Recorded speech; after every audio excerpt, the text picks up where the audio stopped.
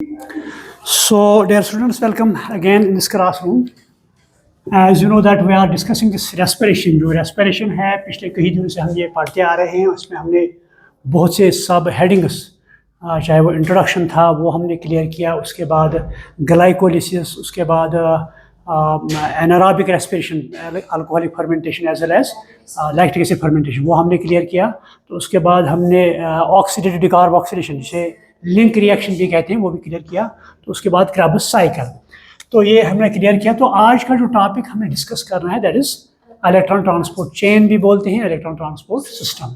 तो पहले मैं ये बताऊं, आपको रिकैप करूं थोड़ा सा. हमने ये पढ़ लिया जो ग्लूकोज मॉलिक्यूल है जिसमें 6 कार्बन होते हैं. सो इसको ग्लाइकोलिसिस होती है. तो ग्लाइकोलिसिस के दौरान यहाँ पर कुछ एटीपी हमें ज़रूरत पड़ते हैं. तो कुछ एटीपी बनते हैं यहाँ पर, है ना, कुछ एटीपी बनते भी यहाँ पर. और इसके अलावा यहाँ पर NADH भी बनता है. तो बाद में फाइनली ये पायरुविक एसिड देता है. तो ये हमने क्लियर किया इन द फॉर्म ऑफ ग्लाइकोलिसिस. तो उसके बाद यहाँ पर हमने किया, इसके 2 स्टेप्स होते हैं. One is called as anaerobic reaction, anaerobic respiration. तो जो एनारोबिक रेस्पिरेशन होती है, या तो ये कार्बन डाइऑक्साइड और इथाइल अल्कोहल C2H5OH और एनर्जी ये देगा, या तो ये carbon dioxide plus lactic acid और एनर्जी ये देगा. तो that is called as fermentation also. तो उसके या तो ये जो पायरुविक एसिड है ये माइटोकॉन्ड्रिया में चला जाता है, जहाँ पर इसकी ऑक्सीडेटिव लिंक रिएक्शन या ऑक्सीडेटिव डिकार्बोक्सिलेशन हो. तो ऑक्सीडेटिव डिकार्बोक्सिलेशन में मैंने बताया यहाँ पर कार्बन डाइऑक्साइड रिमूव होता है इसमें, दैट इज कॉल्ड डिकार्बोक्सिलेशन. तो एंजाइम यहाँ डिकार्बोक्सिलेस आता है. तो सेकंड थिंग यहाँ पर डिहाइड्रोजनेशन होती है. तो डिहाइड्रोजनेशन में क्या होता है, यहाँ पर NAD आता है.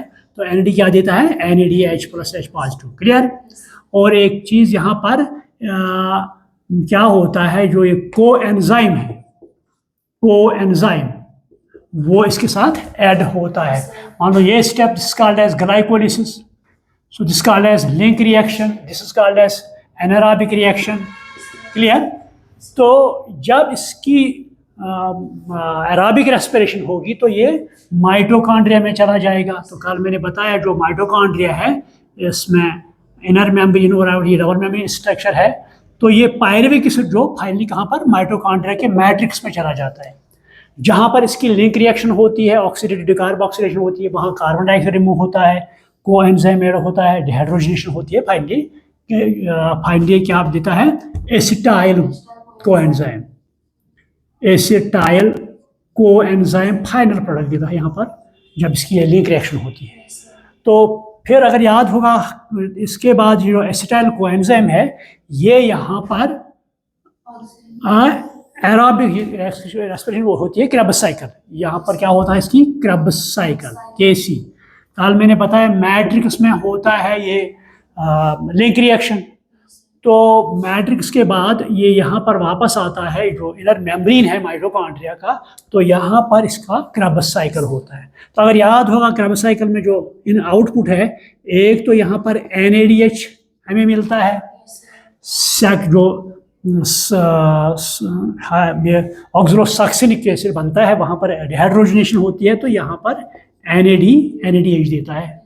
और सेकंड पॉइंट जब अल्फा कीटा गुल्टोरिक एसिड बनता है, वहाँ पर डिकार्बोक्सिलेशन होती है. थर्ड पॉइंट उस पर भी एक तो डिहाइड्रोजनेशन होती है, Na आता है यहाँ पर, ये NADH देता है यहाँ पर. तो यहाँ पर फिर से डिकार्बोक्सिलेशन भी होती है और कोएंजाइम ऐड होता है.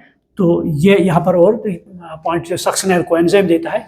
तो बाद में सक्सिनिक एसिड, फ्यूमेरिक एसिड और फ्यूमिक एसिड, ये यहाँ पर क्या होता है, FAD है, ये FADH बना देता है. और फाइनली जो मैलिक एसिड यहाँ बनता है वो ऑक्सोलोएस्टिक एसिड बनता है. तो यहाँ पर और डिहाइड्रोजनेशन होती है, ये NADH. ये तो क्रेब्स साइकिल होता है. क्लियर. ये मैंने आपको एक स्केच दे दिया है. अब इसके बाद क्या होता है, ये जो माइटोकॉन्ड्रिया है, ये मान लो माइटोकॉन्ड्रिया है, तो इसका ये इनर मेम्ब्रेन है, ठीक. तो ये तो मैट्रिक्स है. तो जो इनर मेम्ब्रेन है, इस इनर मेम्ब्रेन पर एक इंपॉर्टेंट कंपोनेंट होता है that is called as oxysome, या हम उसे कहते हैं ऑक्सीजोम, या हम इसे कहते हैं F1 F0 particle, this is called as oxysome भी इसे कहते हैं। तो इस ऑक्सीजोम के दो पार्ट्स होते हैं, एक तो इसका हेड होता है और एक टेल होता है। जो हेड होता है that is called as F1 particle, जो इसका टेल होता है that is called as F0, that is called as F0, this called as F1। ठीक, तो ये जो हेड होता है ये अंदर की तरह, हालांकि होता है किस पे, इनर जो मेम्ब्रेन है इसी पर होता है, लेकिन इसका हेड टुवर्ड्स मैट्रिक्स की तरफ होता है। तो यहाँ पर एक एंजाइम होता है that enzyme is called as ATP synthase, ATP synthase. तो ये ATP सिंथेस एंजाइम यहाँ पर होता है, तो इसी पर यहाँ जब ये बाद में एक चेन रिएक्शन में जाता है that is called as electron transport system. तो इसी ATP, ये जो हेड है F1 पार्टिकल, तो यहाँ पर एंजाइम होता है ATP सिंथेस, तो इसी की मदद से हमें ATP मॉलिक्यूल्स बनते हैं। क्योंकि हमने देख लिया है यहाँ पर हमें कुछ ATP मॉलिक्यूल्स बनते हैं, यहाँ पर कुछ ATP मॉलिक्यूल्स बनते हैं, ये तो यहाँ जिस पॉइंट, यहाँ पॉइंट पर GTP आता है, ठीक, ये GDP आता है, GTP बन देता है। तो लेकिन यहाँ ये बहुत कम ATP मॉलिक्यूल्स होते हैं। ये ATP मॉलिक्यूल बनाने के लिए ये जो इलेक्ट्रॉन ट्रांसपोर्ट चेन में दाखिल होता है, तो वहाँ क्या दाखिल होता है, किस तरह बनते हैं ATP, तो ये ही आज हमने पढ़ना है। तो पहले मैं ये बताऊँ आपको, इनर माइटोकॉन्ड्रिया मेम्ब्रेन जो होता है, तो इस पर एक सबस्टेंस होता है that is called as oxysome, या इसके दो पार्ट्स हैं, हेड और टेल। हेड को क्या कहते हैं, F1 पार्टिकल, तो इसको क्या कहते हैं, F0 पार्टिकल। क्लियर। तो इस जो यहाँ पर F1 पार्टिकल, इसी पर एंजाइम है जहाँ पर ATP सिंथेसिस होती है। अब तो क्या होता है पहले हमें पता होनी चाहिए, जो हमने आज पढ़ना है, ये जो एक रिकैप था, इलेक्ट्रॉन ट्रांसपोर्ट सिस्टम। जो यहाँ पर हमें दो चीज़ें, एक तो NADH प्लस H पॉजिटिव ये बना, सेकंड तो यहाँ पर हमें FADH ये बना। तो यहाँ पर इनकी ये तो they under the reaction that is called as redox reaction, that is called as redox reaction. तो रिडॉक्स मीन्स इसमें रिडक्शन भी होती है तो ऑक्सीडेशन भी होती है। मान लो यहाँ पर ये रिड्यूस हुआ है, कौन, NAD रिड्यूस हुआ, इसने दिया NADH, अब ये ऑक्सीडाइज होगा, देगा NAD। तो जब दोनों रिएक्शन हो जाएंगे simultaneously, it is called as redox reaction. तो ये रिडॉक्स रिएक्शन क्यों, मतलब यहाँ पर जो है इलेक्ट्रॉन्स है, ये इलेक्ट्रॉन फाइनली ये जो इनर मेम्ब्रेन है माइटोकॉन्ड्रिया का, यहाँ मैं फिर से बनाऊँ माइटोकॉन्ड्रिया, यहाँ पर जो इनर मेम्ब्रेन है माइटोकॉन्ड्रिया का, तो यहाँ पर ऑक्सीजन वेट करता है। तो ये जो इलेक्ट्रॉन्स है as a part of hydrogen, और साथ साथ मैट्रिक्स से आते हैं प्रोटॉन्स, ये इलेक्ट्रॉन है, प्रोटॉन आता है, हाइड्रोजन बनाते हैं। तो ये इस ऑक्सीजन के साथ मिलते हैं, यानी वहाँ पर क्या होता है, H2 plus half O2, it gives H2O। So this is called as metabolic water. ये बनता है इसमें जब ये इलेक्ट्रॉन्स यहाँ से रिमूव होते हैं। तो रिमूव करने के लिए या क्या होता है, यहाँ पर ये जो माइटोकॉन्ड्रिया है, मान लो ये माइटोकॉन्ड्रिया यहाँ पर है, ये इधर मेम्ब्रेन है, तो ये यहाँ पर NADH आ गया, तो यहाँ पर मान लो इस पॉइंट पर ऑक्सीजन है, तो ये इलेक्ट्रॉन को लेना है हमें इस पॉइंट पर, ठीक है। और यहाँ से मैं डायग्राम भी बनाऊँ, यहाँ पर ये मान लो ये माइटोकॉन्ड्रिया है, तो माइटोकॉन्ड्रिया में जब ये NADH बनेंगे और FADH बनेंगे, ठीक है। तो यहाँ से हमने ये इलेक्ट्रॉन्स जो है इनको रिमूव करना है, यहाँ से इनको रिमूव करना है यहाँ से, तो इनको पहुँचाना है हमें इस पॉइंट पर। मान लो ये पॉइंट है, इस पॉइंट पर यहाँ ऑक्सीजन वेट करता है, इस पॉइंट पर O2, तो यहाँ तक इनको लाना है। ये तो खुद नहीं आ सकते हैं, तो लाने के लिए इनको कुछ कैरियर्स की जरूरत है। So those carriers are called as electron carriers, जो इस इलेक्ट्रॉन को इस ऑक्सीजन तक लाएंगे ताकि वहां वाटर प्रोड्यूस होगा। दो substance are called as electron carriers, they are called as electron carriers, they are called as electron. तो यहाँ पर एक ही इलेक्ट्रॉन कैरियर नहीं होता, यहाँ एक group of electron carrier system इस्तेमाल होते हैं। तो ये मान लो यहाँ पर 7 होते हैं, 7 इलेक्ट्रॉन, या आप पॉइंट लिख लो, 7 इलेक्ट्रॉन कैरियर्स होते हैं। यहाँ पर 7 इलेक्ट्रॉन कैरियर्स, मान लो 1 2 3 4 5 6 7, यहाँ पर O2 है। मतलब यहाँ पर अगर माइटोकॉन्ड्रिया में यहाँ पर मान लो ये दिस इज माइटोकॉन्ड्रिया, तो माइटोकॉन्ड्रिया में यहाँ पर ये इनर मेम्ब्रेन है, मान लो यहाँ पर NADH है, ठीक, यहाँ पर FADH है। तो जो NADH है यहाँ से हमने ये जो H है ये हमने लाना है, यहाँ पर ऑक्सीजन इसका वेट कर रहा है, ठीक, या FADH से H निकालना है तो ऑक्सीजन तक लाना है हमें, ताकि वहाँ मेटाबॉलिक वाटर बने। तो इसको लाने के लिए यहाँ से बहुत से कैरियर्स 1 2 3 4 5 6 7 7 होते हैं। तो ये 7 कैरियर्स इस इलेक्ट्रॉन को स्टेप बाय स्टेप यहाँ तक पहुँचाते हैं, वहाँ तो वाटर बनता है। तो इसी सिस्टम को हम क्या कहते हैं? Electron transport system. यानी आप लिखो electron transport, it consists of electron carriers, it consists of electron carriers which carry electron as a part of hydrogen to oxygen to form metabolic water। तो ये पहला पॉइंट है डिफिनीशन इसकी। Second को हमें पहले तो हमें पता होनी चाहिए इलेक्ट्रॉन ट्रांसपोर्ट सिस्टम क्या है। सो यहाँ पर एक रिएक्शन होती है in the form of chain, क्योंकि 7 यहाँ पर सबस्टेंस है, सो यहाँ पर reaction in the form of chain होती है। So this also called as electron transport chain, आप ये भी कह सकते हैं ETC। This is also called as electron transport chain भी। तो ये पता होनी चाहिए इलेक्ट्रॉन ट्रांसपोर्ट सिस्टम क्या है या इलेक्ट्रॉन ट्रांसपोर्ट चेन क्या है, इसको हम कैसे डिफाइन करेंगे। सेकंड, ये लोकेशन कहाँ पर होता है, ये इसकी लोकेशन क्या है। कभी कभी नीट में पॉइंट आता है इलेक्ट्रॉन ट्रांसपोर्ट सिस्टम कहाँ पर होता है, क्या ये मैट्रिक पर होता है, क्या ये मेम्ब्रेन पर होता है। मेम्ब्रेन में ये क्या ये आउटर मेम्ब्रेन पर होगा या इनर मेम्ब्रेन।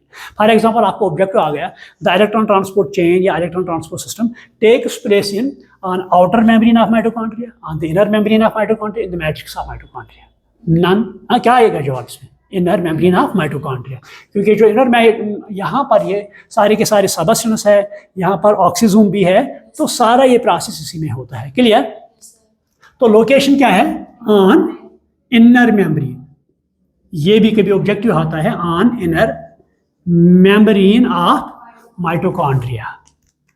तो इसमें क्या बनता है ना, मतलब आउटपुट क्या है? जब ये इलेक्ट्रॉन ट्रांसपोर्ट चेन होती है या सिस्टम होता है, तो यहाँ पर एक तो वाटर बनता है, that is called as metabolic water. कभी कभी ये ऑब्जेक्टिव आता है, आउटपुट क्या है? एक तो वाटर बनेगा, that is called as metabolic water, number 1। Number 2, यहाँ से ATP बनेंगे, यहाँ पर ATP मॉलिक्यूल्स बनेंगे। सो ये आउटपुट है फाइनली, क्योंकि हमने पढ़ा है यहाँ पर 38 ATP मॉलिक्यूल्स बनते हैं, ठीक है। तो यहाँ पर कुछ ही बने, तो बाकी ATP मॉलिक्यूल जो है वो किस तरह बनेंगे, है ना। तो वो इसी इलेक्ट्रॉन ट्रांसपोर्ट चेन जो इनर मेम्ब्रेन ऑफ माइटोकॉन्ड्रिया है, इसी पर ये प्रोसेस होती है। तो यहाँ पर क्या होता है, अच्छा इसके बाद इसमें आता कौन कौन से कैरियर्स आते हैं। ये जो इलेक्ट्रॉन ट्रांसपोर्ट सिस्टम है, कौन कौन सा कैरियर इसमें आता है। नंबर 1 आप ही लिखो, मैंने कहा 7 सबस्टेंसेस है। नंबर 1 NAD, ये आता है इसमें। नंबर 2 NADH है, H+H। Number 2 FADH। Number 3 ubiquinone, U Q, एक कोएंजाइम है यूबिक्विनोन। नंबर 4 इसमें आता है साइटोक्रोम। B आता है, या आपकी NCERT पर लिखा गया है BC1 आता है, ठीक। तो उसके बाद 5th आता है साइटोक्रोम C, और उसके बाद आता है 6th साइटोक्रोम A1। उसके बाद आता है 7th, that is called as cytochrome A3। कितने आ गए?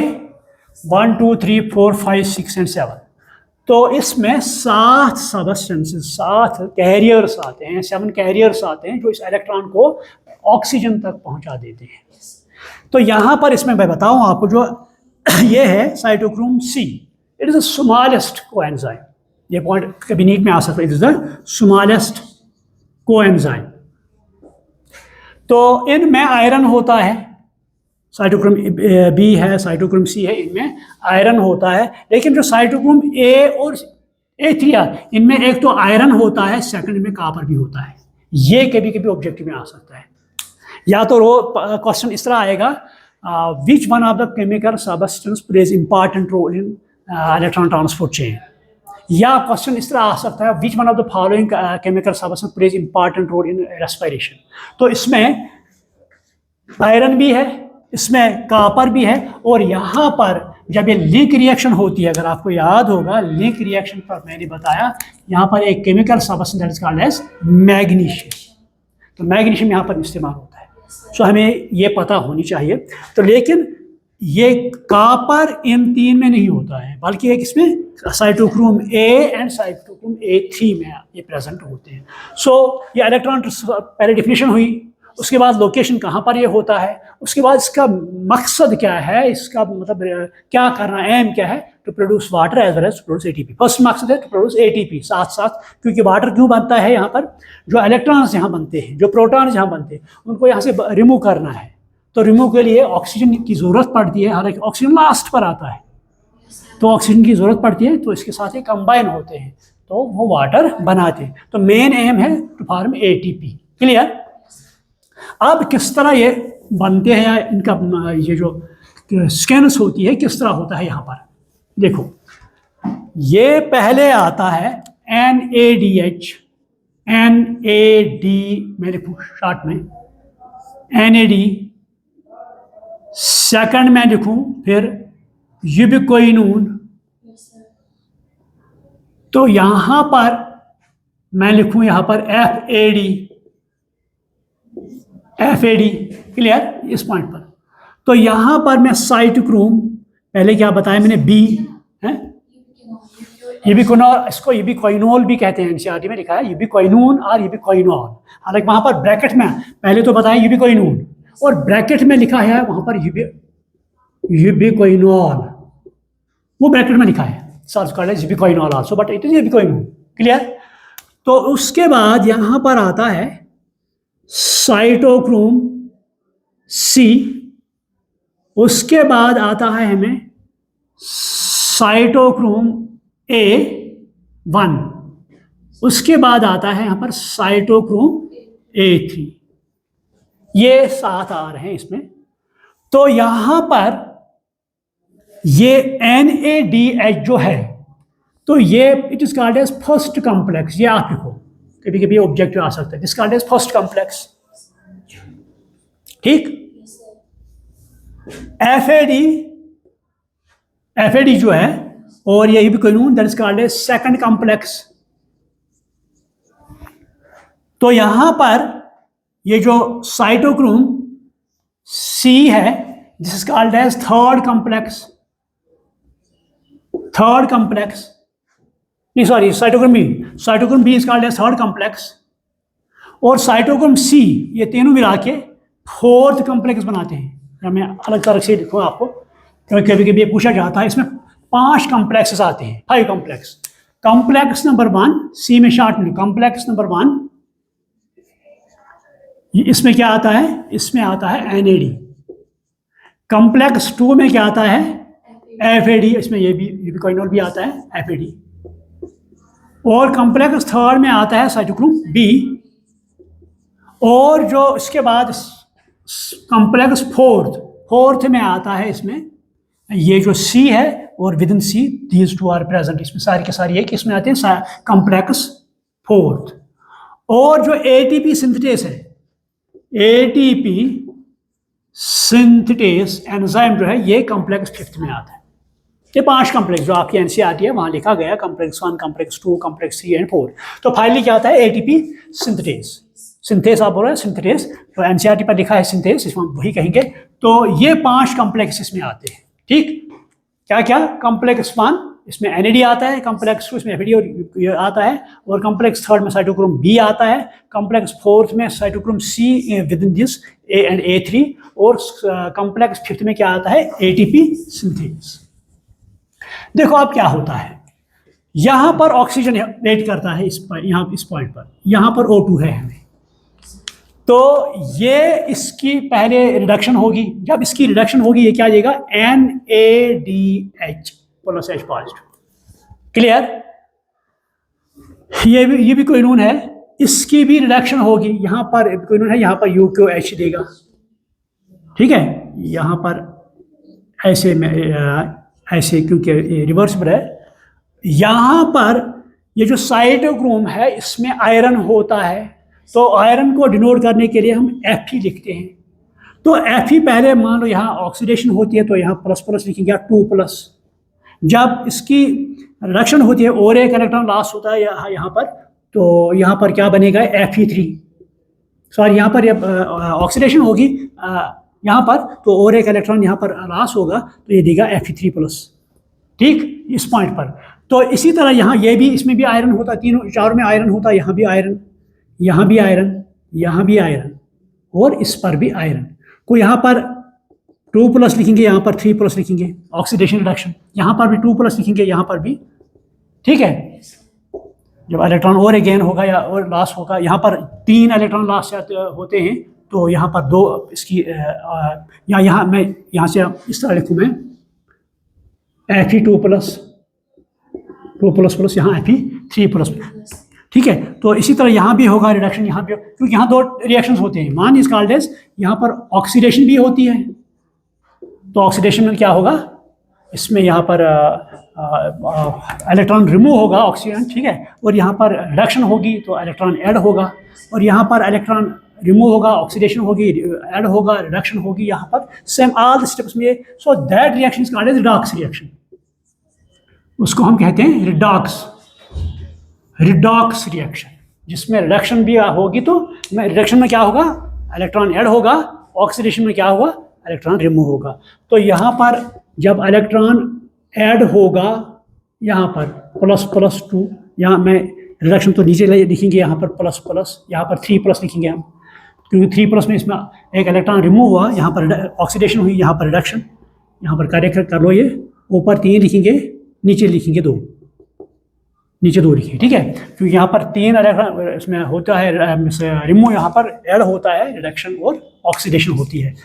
तो अब क्या होता है, जब यहाँ से इलेक्ट्रॉन निकला, तो इसने ये दिस इज द एक्सेप्टर, इसने एक्सेप्ट किया, इसके बाद इसने ये इलेक्ट्रॉन इसको दिया, इसने रिसीव किया, उसके बाद यहाँ को ये स्टेप बाय स्टेप चलता जाता है। तो जब ये ऑक्सीडेशन और रिडक्शन यहाँ पर होते हैं, यहाँ पर कुछ एनर्जी रिमूव होती है, यहाँ पर बहुत सी एनर्जी मतलब यहाँ पर बनेगी, प्रोड्यूस होगी during this is called as also downhill journey. यहाँ से जाके इलेक्ट्रॉन एक जर्नी स्टार्ट करेगा, यहाँ से जाके यहाँ तक जो भी एनर्जी इसके पास है वो सारा का सारा एनर्जी जो है इससे रिमूव होगी वो एनर्जी।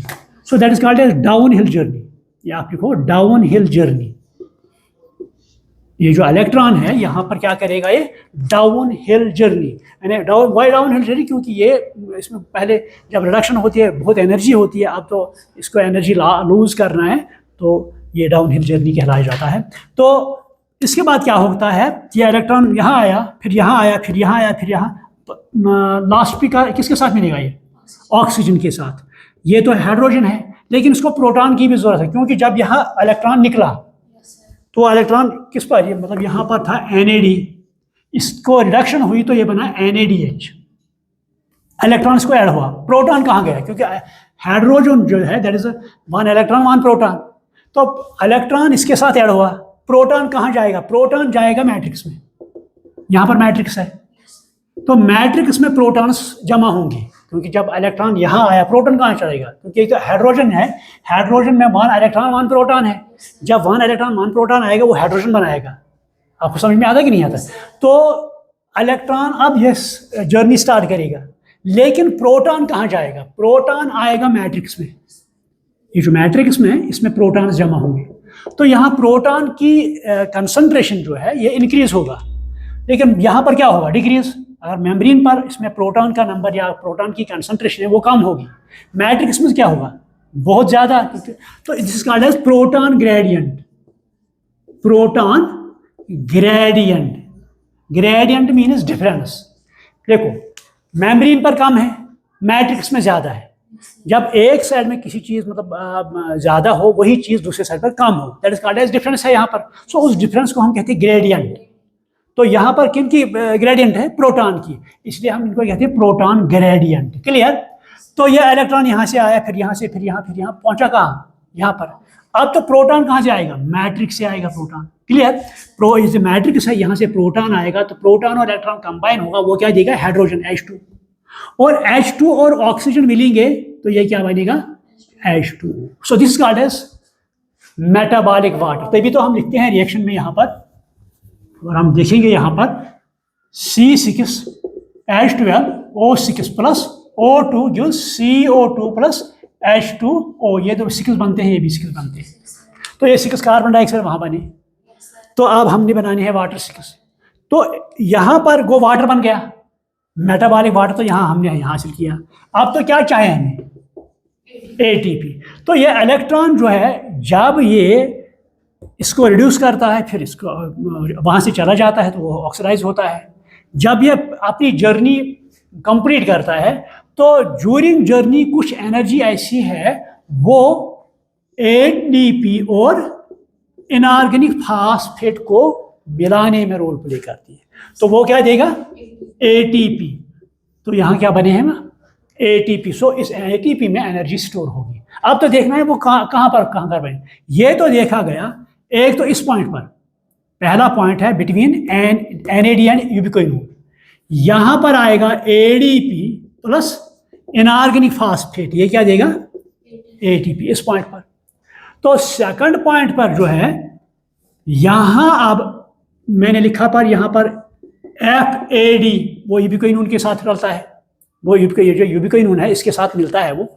देखो इस पॉइंट पर ये तो दो रूट्स इस्तेमाल यहाँ करता है, एक रूट NADH, सेकंड रूट क्या है, FADH। कभी कभी ये पॉइंट आ सकता है। First route is called as NADH, first route is called as NADH। तो यहाँ से इलेक्ट्रॉन निकलेगा, फाइनली यहाँ पर पहुंचेगा। ठीक है। तो सेकंड रूट क्या है, सेकंड रूट है इसका FADH। अब इलेक्ट्रॉन यहाँ से आए कहाँ तक, यूबिक्विनोन। तो यूबिक्विनोन तक जब पहुंचेगा तो यहाँ पर इस पॉइंट पर, इस पॉइंट पर यहां पर ADP प्लस इनऑर्गेनिक फास्फेट आएगी, ये तो कंबाइन होंगे, क्या देंगे, ATP। इन दो पॉइंट, और यहां पर भी जो लास्ट पॉइंट है, यहां पर जो between cytochrome A and cytochrome 3 है ना, यहां पर इस पॉइंट पर ADP प्लस इनऑर्गेनिक फास्फेट आता है, ये कंबाइन होकर क्या देगा, ये ATP। क्लियर। ये कंबाइन हुए तो यहां पर ADP बनेगा। तो अगर हम अब देखेंगे कितने ATP बने इस जर्नी में, 3। मगर अगर हम इसको काट करेंगे, किसको, FADH, मान लो यहां पर FADH नहीं है, यहां पर FADH नहीं है, बल्कि क्या है, NADH। तो NADH जब इसने जर्नी यहाँ पर इस्तेमाल हुआ है इलेक्ट्रॉन ट्रांसपोर्ट सिस्टम में, तो यहाँ पर भी ATP बना, यहाँ पर भी ATP बना, और यहाँ पे एक NADH फर्स्ट रूट है ना, NADH क्या है, फर्स्ट रूट। NADH से कितने ATP बने, 3। तो एक ATP के लिए हमें वी नीड 4 हाइड्रोजन, ये 4 हाइड्रोजन, ये भी ऑब्जेक्टिव आसा, वी नीड 4 हाइड्रोजन। तो 4 हाइड्रोजन बनाते हैं H2, वही कंबाइन होता है किसके साथ, ऑक्सीजन के साथ वाटर बनाता है। तो ये पॉइंट जो है एक NADH 3 ATP बना देता है। अब हम ले लेंगे बात किसकी करेंगे, FADH। तो FADH कहाँ से शुरू होता है, सेकंड पॉइंट। यहाँ तो अब मिटाएंगे, ये यहाँ से मान लो NADH हम उठाएंगे। अब क्या ये जो सेकंड रूट है FADH, तो कितने ATP बनेंगे, 2। तो ये है जो 1 FADH है, ये हमें 2 ATP मॉलिक्यूल बना देता है। ये भी नीट में आता है।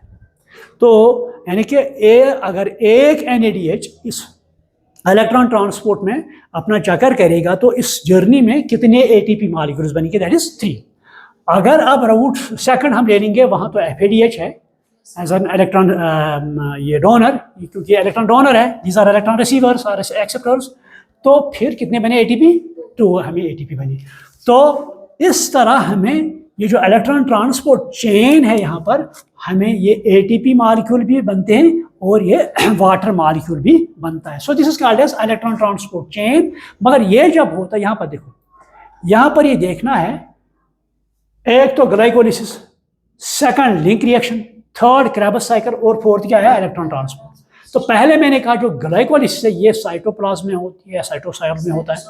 सेकंड लिंक रिएक्शन, अब तो 2 तरीके हैं, या तो ये एराबिक एनारोबिक रेस्पिरेशन में चला जाएगा या एराबिक में है तो वहाँ पहले लिंक रिएक्शन होगी, किसमें, मैट्रिक्स ऑफ माइटोकॉन्ड्रिया, ये ऑब्जेक्टिव आते हैं। तो या सेकंड पॉइंट क्या होगा यहाँ पर, तो ये अब ये जब इसका एस्टाइल कोएंजाइम बना यहाँ पर लिंक रिएक्शन में, वो कहाँ आएगा, ये जो इनर मेम्ब्रेन, इस इनर मेम्ब्रेन पर आएगा, तो वहाँ से इसका क्रेबस साइकिल होगा। जब क्रेबस साइकिल होगा यहाँ तो हमें ये चीज़ें बनेंगे। तो उसके बाद ये जो यहाँ पर NADH FADH बने, ये यहाँ पर एक सफ़र करते हैं, ये जो इलेक्ट्रॉन इनका आया बाय रिडक्शन, ये इलेक्ट्रॉन एक्चुअली हमें कहाँ लेना है, ऑक्सीजन तक, वहाँ उसको वाटर बनाना है, लेकिन खुद नहीं चले जाएंगे, बल्कि इसके लिए कुछ कैरियर्स है। तो यहाँ पर ये कैरियर्स आते हैं जो इलेक्ट्रॉन को रिसीव करते हैं, एक्सेप्ट करते हैं, फाइनली ऑक्सीजन तक लाते हैं। सो NADH यहाँ पर इलेक्ट्रॉन डोनर है, FADH भी इलेक्ट्रॉन डोनर है। तो ये जर्नी करते करते एक तो ये वाटर बना देते हैं, सेकंड यहाँ पर कुछ एनर्जी ऐसी आती है तो वो ADP और इनऑर्गेनिक फास्फेट को कंबाइन करने में रोल प्ले करते हैं, हमें ATP देता है। और एक NADH 3 ATP मॉलिक्यूल्स देता है और एक FADH 2 ATP molecules. So clear, so this is called as electron transport chain. ये समझ में आ गया कि नहीं है? अब तो समरी है, ये जो ATP हम लिखते हैं 38 ATP मॉलिक्यूल्स बनते हैं, तो ये किस तरह बनते हैं, उनका टोटल कैसे आता है, that is called as ATP summary. So वो हम कल ले लेंगे, क्लास खत्म हुआ। So I should stop over here, thank you very much.